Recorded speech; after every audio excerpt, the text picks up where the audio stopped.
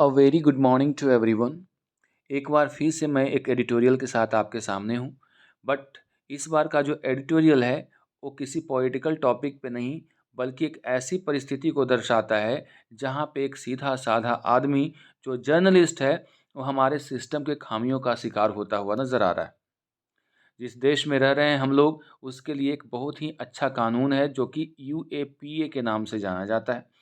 यानी कोई भी व्यक्ति अगर किसी तरह के देश को तोड़ने, आतंकवादी गतिविधियों में इन्वॉल्व होता है, तो उसके ऊपर यूएपीए का केस किया जाता है। यानी उसके ऊपर अनलॉफुल एक्टिविटीज़ प्रिवेंशन एक्ट के तहत केस किया जाता है। इस एक्ट का इतना दुरुपयोग हुआ है हमारे देश में, जितना किसी भी एक्ट का नहीं हुआ है। थोड़ी-सी भी कुछ अगर सरकार अपने फ़ेवर में रखना चाहती है, कोई भी सरकार के अगेंस्ट में बोलना चाहे, तो उसके ऊपर यूएपीए के तहत केस कर दिया जाता है। और ऐसे में एक सीधा-साधा आदमी को भी कई साल गुज़र जाते हैं अब बेल लेने में या फिर फैसला आने में। तो एक तरफ तो लोग सिस्टम के मारे हुए हैं और दूसरे तरफ हमारे यहाँ की सुस्त जुडिशियरी, जो कि कई साल निर्दोष आदमी को भी जेल में रहने पर मजबूर कर देती है और उसे सही फैसला नहीं सुना पाती है। तो जी हाँ, बात हो रही है आज के एडिटोरियल में सिद्दीकी कप्पन की। थोड़ी-सी जिन इन्फॉर्मेशन आपको सिद्दीकी कप्पन के बारे में भी दे दिया जाए। सिद्दीकी कप्पन एक जर्नलिस्ट हैं जो जनरली केरला से आते हैं। 2020 में अक्टूबर के महीने में एक दलित लड़की के साथ यूपी के हाथरस में बलात्कार के बाद उसका मर्डर होता है और उसी न्यूज़ को कवर करने के लिहाज से ये आए हुए थे यूपी में। लेकिन इनके ऊपर ये आरोप लगाते हुए कि एक सामाजिक भेदभाव उत्पन्न करने की कोशिश की जा रही है जर्नलिज्म के माध्यम से, उनके ऊपर यूएपीए का एक्ट के तहत केस कर लिया गया और उन्हें जेल में बंद कर दिया गया। और आज जब जेल से वो बाहर निकले हैं, तो अब करीब 2 साल होने वाला है, यानी 2020 के बाद 22 में, और तब उनको ये पाया गया कि उनकी गलती नहीं है। तो पूरी की पूरी अगर जानकारी आपको लेनी है तो पूरा एडिटोरियल पढ़ना है। लेकिन साथ में हमारे लिए अच्छी बात ये है कि इसमें कई ऐसे इंपॉर्टेंट वर्ड्स और फ्रेजेस यूज़ किए गए हैं जो आपके एग्ज़ाम के लिए इम्पॉर्टेंट है, तो आपको पूरा वीडियो देखना चाहिए। The supreme court has exposed the टेनुअस nature of the unlawful activity prevention act case. Supreme court ने ये फैसला किसके द्वारा दिया गया है? सुप्रीम कोर्ट के द्वारा। किसके बेल का? तो जर्नलिस्ट सिद्दीकी कप्पन के बेल का ऑर्डर दिया गया। ये बेल का मतलब समझते हैं, ज़मानत दिया गया है किनको? जर्नलिस्ट सिद्दीकी कप्पन को। तो एक तरह से इनके लिए क्या है, रिलीफ़ है, लेकिन आखिर में मिला है। तो रिलीफ़ एट लास्ट का मतलब ये हुआ कि आखिरकार उनको रिलीफ़ यानी राहत मिली है। और ये राहत किससे मिली है? सुप्रीम कोर्ट की तरफ से मिली है। तो सुप्रीम कोर्ट ने एक्सपोज़ किया है, क्या? टेनुअस नेचर। टेनुअस का मतलब होता है कमज़ोर, वीक। तो यूएपीए जो है यानी unlawful activity prevention act case है, उसकी जो कमज़ोर पक्ष है, नेचर है, उसके बारे में सुप्रीम कोर्ट ने बहुत ही अच्छी तरह से एक्सपोज़ किया है उसको। किसी जो कि जर्नलिस्ट कप्पन के खिलाफ लगाया गया था इस बार। तो इसकी जो खामियां हैं, इसको बहुत ही कमज़ोरियां हैं, उसको उजागर करने का प्रयास सुप्रीम कोर्ट के द्वारा इस बार किया गया है। Even for a system in which foisting of false cases is not uncommon. कह रहा है कि जिस सिस्टम में हैं हम लोग, उसमें झूठा मुकदमा, फास्टिंग ऑफ फॉल्स केसेस का मतलब होता है, फास्टिंग का मतलब होता है लगाना, यानी इम्पोज करना। यानी किसी के ऊपर झूठा केस करना एक अनकॉमन है, सॉरी कॉमन है, अनकॉमन नहीं है। यानी ये आए दिन होता है। ये अनकॉमन यानी एक पहली बार ऐसी घटना नहीं घटी है। The prolonged imprisonment of journalist Siddiqui Kappan in Uttar Pradesh was quite an egregiously malevolent instance। कहा जा रहा है कि लंबे समय से जो कि जेल में बंद थे जर्नलिस्ट सिद्दीकी के ऊपर, जो उत्तर प्रदेश में एक घटना यानी उस फॉल्स केस की गई, वो एक एग्रेजियसली मेलवोलेंट है। एग्रेजियसली का मतलब होता है बहुत ही ज़्यादा। मेल मेलवोलेंट का मतलब होता है किसी की छवि को बर्बाद करने या किसी को परेशान करने से इरादे से ऐसा किया जाना, वो मेलवोलेंट कहलाता है। यानी जो सिद्दीकी के केस जो था उत्तर प्रदेश में, जो उनको कई सालों तक जेल में रहना पड़ा, वो एक एग्ज़ाम्पल है, इंस्टांस है किस चीज़ का? कि एक बहुत ही ज़्यादा मैलवोलेंट का, यानी मैलवोलेंट का मतलब होता है कि आप किसी को हार्म करना चाहते हैं जानबूझ करके। In directing his release on bail, उनकी जो जमानत की जो याचिका है उसके अंतर्गत उनको छोड़ दिया गया, बेल दिया गया, subject to conditions that are not onerous, जो एक तरह का स्थिति है जो कि ऑनरस नहीं है। ऑनरस का मतलब क्या होता है? ऑनरस का मतलब कठिन नहीं है। The supreme court has rightly bypass the bail denying feature, supreme court है उस सारे जो बेल को डिनाई करने वाले जो फीचर्स थे उससे अपने आप को दूर हटा लिया, यानी दूसरे रास्ते से चला गया, यानी उसको कंसीडर ही नहीं किया। Of the unlawful activities act by posing pertinent questions of concluding that there was no reason for keeping him in his custody any further, यानी सुप्रीम कोर्ट ने वो सारे जितने भी फीचर्स थे जिसके तहत अनलॉफुल एक्टिविटीज़ एक्ट के माध्यम से बेल को डिनाई किया जा सकता था, उन रास्तों पे न जाते हुए उन्होंने सवाल उठाया और कंक्लूड किया कि कोई भी ऐसा रीज़न नहीं है जिसके तहत, यानी जिस यूएपीए के तहत आप कप्पन को कस्टडी में रख सकते हैं। यानी कुल मिलाकर के सुप्रीम कोर्ट उन बातों पर विचार ही नहीं किया, डायरेक्ट सिचुएशन को समझते हुए उसने फैसला सुनाया। Mister Kappan was arrested in October 2020, जैसा मैंने आपको बताया कि कप्पन को 2020 में अक्टूबर के मंथ में अरेस्ट किया गया था। While he was on his way to Hathras, जब वो हाथरस जा रहे थे, where a Dalit girl had been gang rape, जहाँ पे एक दलित गर्ल के साथ गैंग रेप के बाद मर्डर हो गया था उसका। इन अ वैफलिंग मूव, वैफलिंग का मतलब होता है चौंकाने वाला, यानी एक चौंकाने वाले कदम के तहत, that could only be explained as an attempt to divert attention, जो कि एक प्रकार की कोशिश थी कि लोगों का जो ध्यान है उसको भटकाया जाए from the public outcry caused by the incident, यानी जो शोर शराबा मचा हुआ था इंसिडेंट के बाद, उससे ध्यान को भटकाने के लिए ऐसे कार्य को अंजाम दिया गया।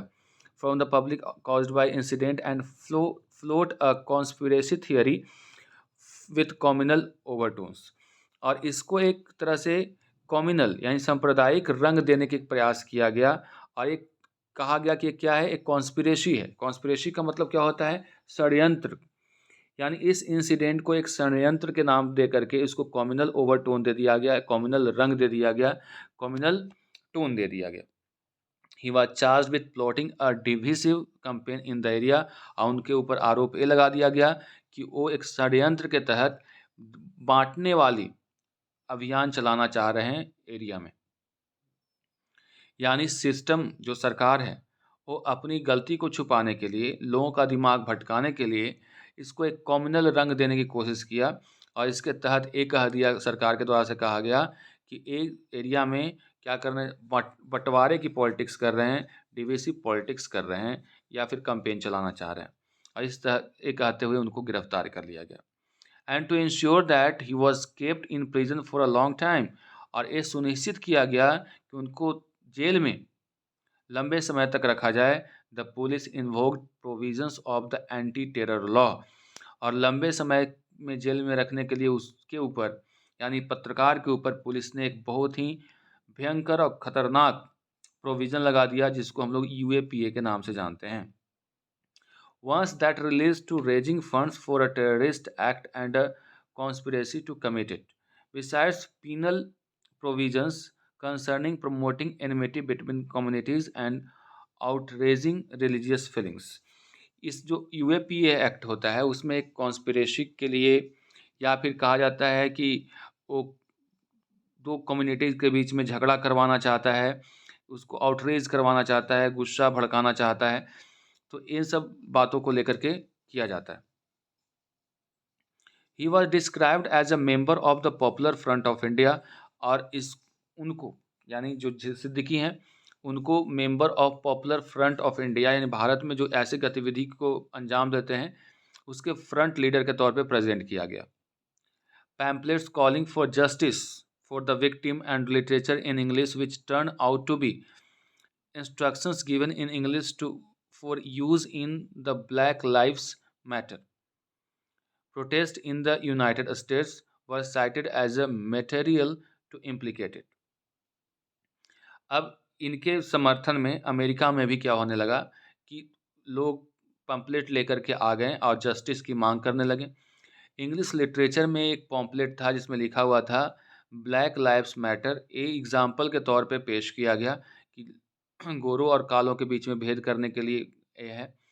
तो इसको एक एग्जाम्पल के तौर पे पेश किया गया इम्प्लीकेट करने के लिए। इम्प्लीकेट का मतलब होता है दोषी ठहराने के लिए। It is to the credit of the bench under the chief justice of India justice U Lalit. अब क्रेडिट जाता है उस बेंच को जो कि जिसके चीफ जस्टिस ऑफ इंडिया के, जो कि यू ललित हैं, that it did not go by the usual penchant for citing section 43D5 of the UAPA deniable to deniable. यानी अब क्रेडिट जाता है यू ललित को, जिन्होंने जो यूएपीए के तहत जो सेक्शन 43D है जिसके अंतर्गत आप बेल को डिनाई कर सकते हैं, उसको उन्होंने साइट ही नहीं किया। इसमें एक तरीका होता है कि जब आपको यूएपीए के तहत मुकदमा होता है तो इस सेक्शन के तहत 43D के तहत आप बेल को डिनाई कर सकते हैं, लेकिन यू ललित ने इस रास्ते को अपनाया ही नहीं। ठीक है, तो पेंचेंट वर्ड का मतलब होता है समथिंग यू लाइक मच। तो यहाँ पे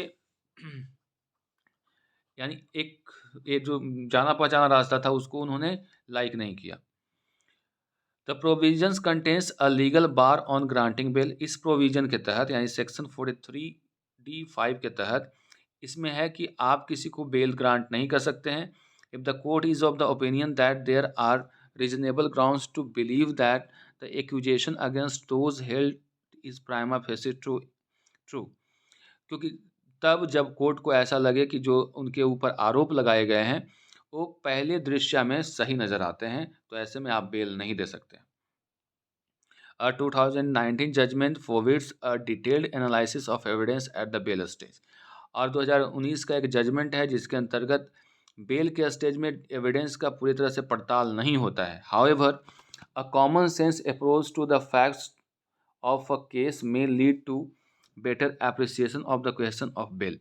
लेकिन एक कॉमन सेंस के माध्यम से फैक्ट की जांच पड़ताल करना एक अच्छी तरह से एप्रिसिएशन है और बेल के क्वेश्चन के लिए। By orally asking how raising one's voice in support of justice for a victim would amount to a crime, and warning why a person planning to foment communal violence would use pamphlets in English written for a protest in another country।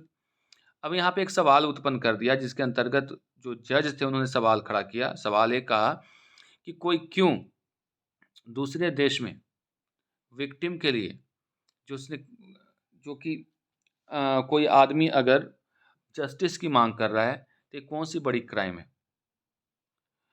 कोई आदमी क्यों pamphlet में अगर कोई भी चीज़ लिखा हुआ है तो उससे क्या इसे कैसे प्रूव हो जाता है कि वो कम्युनल वायलेंस में लिप्त है।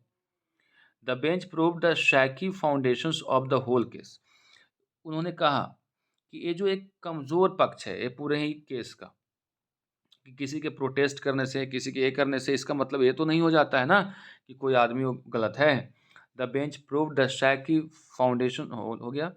The bail order demonstrates how a clear headed approach can help जजेज relief officers and political leaders of their smug belief that by involving anti terror laws.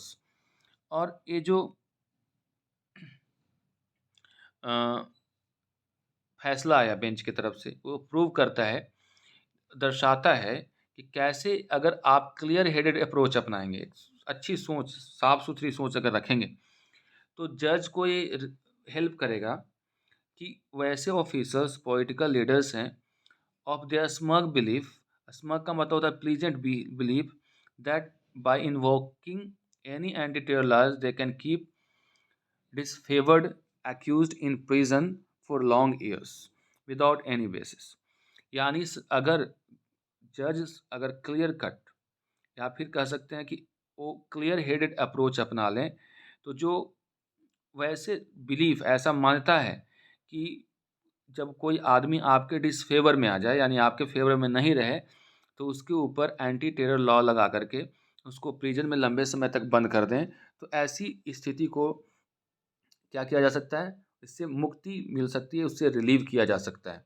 यानी जजमेंट सही तरीके से हो तो ऐसे लोगों को का बढ़ावा नहीं मिलेगा।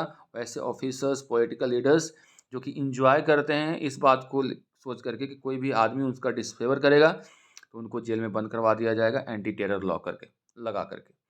At the same time it reflects poorly on the judiciary that it took 2 years for the courts to grant liberty to Siddiqui Kappan. और ये जो लापरवाही दर्शाता है जुडिशियरी की या फिर कमज़ोरी दर्शाता है जुडिशियरी की, जो कि ये दर्शाता है कि कैसे 2 सालों तक उनको लिबर्टी के लिए इंतज़ार करना पड़ गया कोर्ट के फैसले के लिए।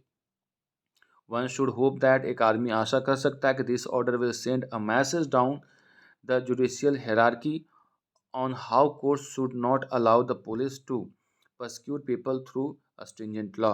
एक तरह का एक मैसेज होगा और भी जुडिशियरी के लिए, जो कि नहीं अलाउ करना चाहिए कि पुलिस ही फैसला ले ले कि कोई भी कानून उसके ऊपर लगा दे, यानी कोई भी लॉ उसके ऊपर लगा दे। स्ट्रिंजेंट का मतलब होता है कठोर, इसको नोट कर लीजिएगा। यानी पुलिस को ये लिबर्टी नहीं देना चाहिए कोर्ट की तरफ से कि कोई भी एक्ट उसके ऊपर थोप दे, यानी कोई भी स्ट्रिंजेंट लॉ उसके ऊपर लगा दे। That's all for today, see you in the next video.